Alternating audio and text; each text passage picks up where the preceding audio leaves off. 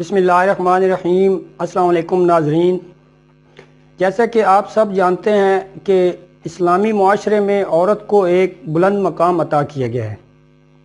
عورت چاہے ماں، بہن، بیوی اور بیٹی ہو، ہر روپ میں اللہ تعالیٰ کی طرف سے عطا کیا گیا ایک انمول تحفہ ہے جس کے بغیر کائنات کی ہر شے بے معنی ہے۔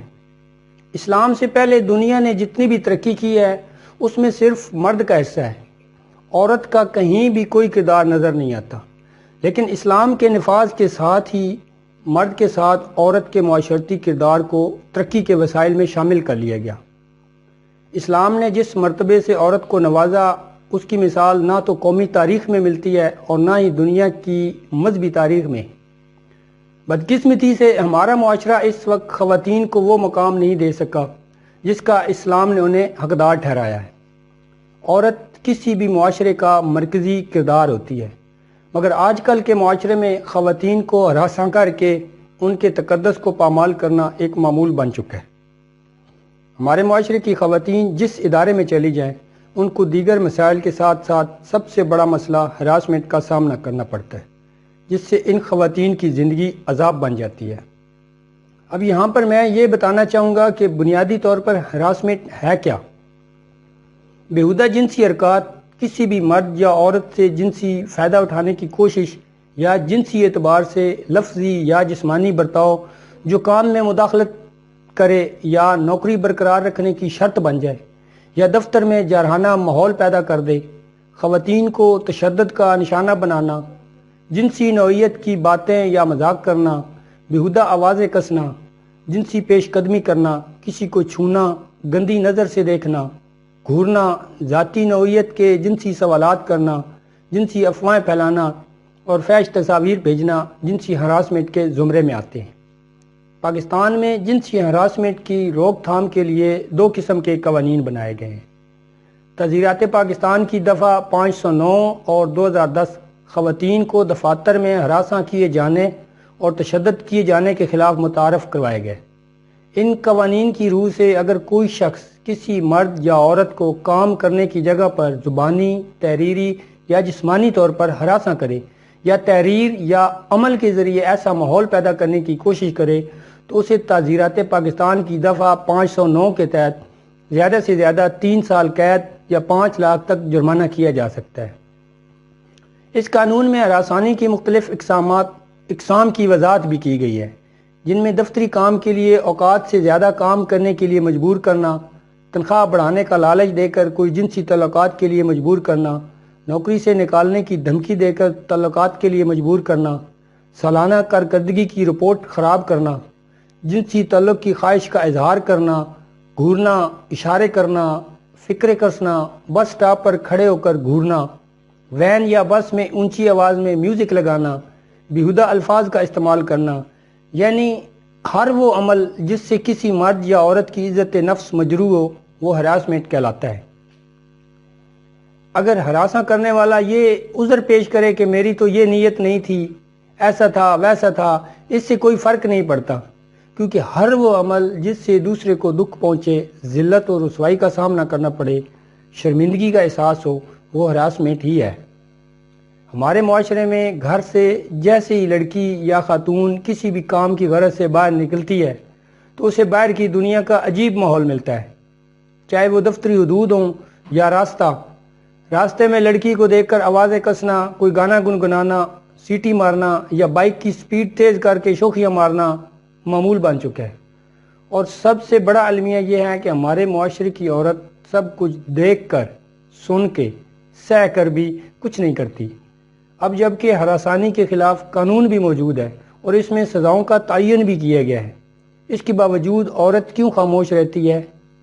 وہ اس لیے کہ بہت ساری خواتین کو شاید معلوم ہی نہیں کہ ہراسمنٹ کیا ہے اور اس کی حد کیا ہے۔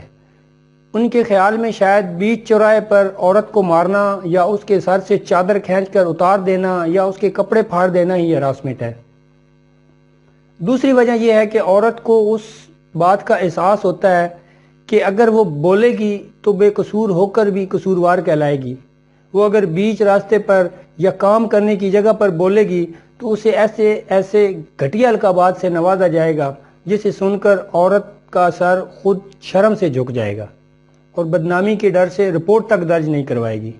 اور سب سے بڑا مسئلہ قانون نافذ کرنے والوں کی لاپرواہی اور غفلت کا ہے کہ جب بھی ایسا کوئی واقعہ پیش آتا ہے اور رپورٹ درج ہو بھی جائے تو صحیح معنوں میں قانونی کارروائی نہیں کی جاتی، جس کی وجہ سے مجرموں کو قرار واقعی سزا نہیں ملتی اور یہ درندے کھلے عام پھرتے رہتے ہیں۔ مظلوم کو دھکوں اور رسوائی کے سوا کچھ حاصل نہیں ہوتا۔ پاکستانی معاشرے میں ہر جگہ یہی سب کچھ ہو رہا ہے۔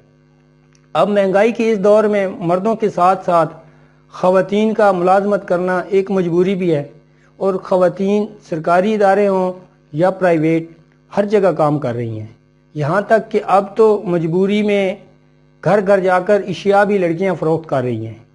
لڑکیاں بس ہوسٹس بھی ہیں، اور وہاں بھی مرد کی نگاہ ان کے کام کی بجائے ان کی جسمانی ساخت پر زیادہ ہوتی ہے، اور وہ انہیں براہ راست یا بالواسطہ ہراساں کرتے رہتے ہیں۔ حال ہی میں اسلام آباد کے ایک بینک مینیجر نے اپنی سٹاف خاتون کو بینک کے اندر ہراساں کیا، جس کی ویڈیو بینک کے اندر موجود کسی شخص نے بنا کر سوشل میڈیا پر وائرل کر دی۔ سوشل میڈیا پر وائرل ہونے کا یہ فائدہ ہوا کہ پولیس نے بینک مینیجر کے خلاف قانونی کارروائی کرتے ہوئے اسے گرفتار کر لیا اور محکمے کی طرف سے اسے نوکری سے برخاست کر دیا گیا۔ اسٹیٹ بینک آف پاکستان کے قانون کے تحت اب وہ پاکستان کے کسی بینک میں جاب نہیں کر سکتا۔ اب اگر یہ ویڈیو نہ بنتی تو کبھی بھی اس واقعہ نے رپورٹ نہیں ہونا تھا، اور اگر لڑکی ہمت کر کے رپورٹ کر بھی دیتی تب پولیس پر یقین نہیں کیا جا سکتا کہ وہ بھرپور قانونی کارروائی کرتی۔ مطلب یہ کہ اب جب تک سوشل میڈیا کا سہارا نہیں لیا جاتا تب تک کسی بھی مجرم کے خلاف کارروائی کرنا ناممکن ہے، اور یہی ہمارے معاشرے کا المیہ ہے۔ کتنے کیسز ایسے ہیں جو رپورٹ تو ہوتے ہیں لیکن ان کا ویڈیو ثبوت نہیں ہوتا، اس لیے ان پر کبھی کوئی کارروائی نہیں کی جاتی۔ اس ویڈیو میں واضح طور پر دیکھا جا سکتا ہے کہ بینک مینیجر نے خاتون کو غلط جگہ پر ٹچ کیا، مگر افسوس اس بات کا ہے کہ اس کے جواب میں خاتون کی طرف سے کوئی مزاحمت اور رد عمل سامنے نہیں آیا۔ کوئی بھی مرد اگر کسی عورت سے ایسی نازیبا حرکت کرتا ہے تو فطرتی طور پر عورت کی طرف سے ایک چونکا دینے والا رد عمل ضرور سامنے آتا ہے۔ اس خاتون کی طرف سے مکمل خاموشی اور ٹس سے مس نہ ہونے کی وجہ سے لوگوں کے ذہنوں میں مختلف قسم کے سوالات نے جنم لیا۔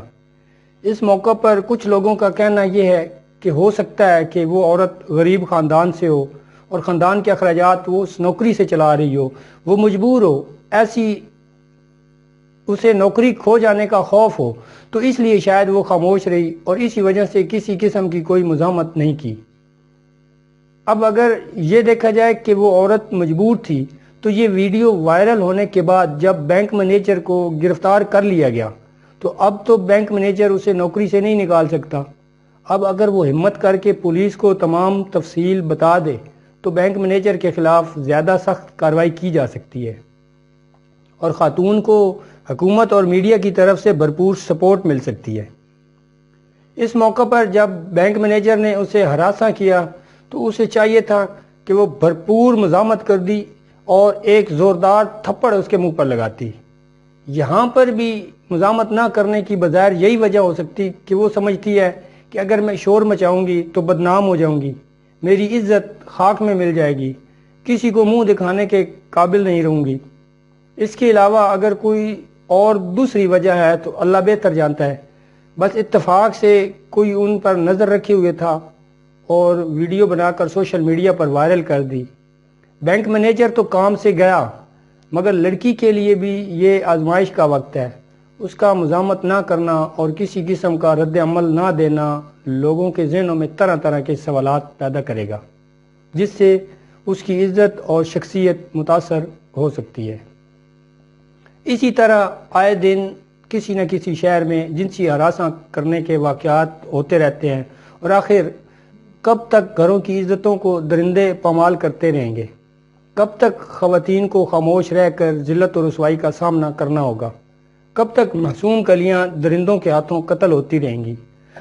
حکومت کو چاہیے کہ اس سنگین مسئلے پر غور و فکر کرے اور بھرپور حفاظتی اقدامات کریں تاکہ خواتین اس معاشرے میں بغیر کسی خوف کے سکون کا سانس لے سکیں اور ایک پرامن معاشرہ قائم ہو جس میں خواتین کا احترام اور تقدس بحال ہو سکے۔ اللہ تعالی ہم سب کی ماؤں، بہنوں اور بیٹیوں کی عزت محفوظ فرمائے اور سب کو شرم و حیا کی دولت عطا فرمائے۔ اس کے ساتھ آپ سب دوستوں سے اجازت چاہوں گا۔ اپنا خیال رکھیے گا۔ اللہ حافظ۔